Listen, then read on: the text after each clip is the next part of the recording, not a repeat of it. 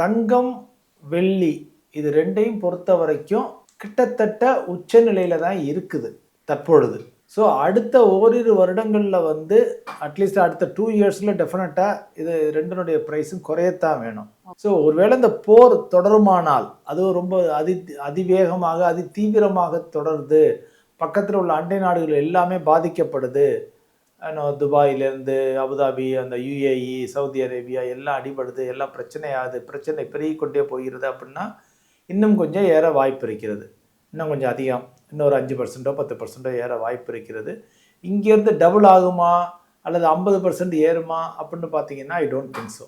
அந்த அளவுக்கு இருக்காது. இன்னொரு பெரிய ஏற்றத்தை இப்போ 15,000 கிராம் இருக்கு, இது 30,000 போயிருமானா டெஃபினட்டாக 30,000 போகாது, போக வாய்ப்பு இல்லை. போகாதுன்னு நான் சொல்லலை, போக வாய்ப்புகள் குறைவுன்னு வேணா சொல்லிக்கிறேன், மிக மிக குறைவு.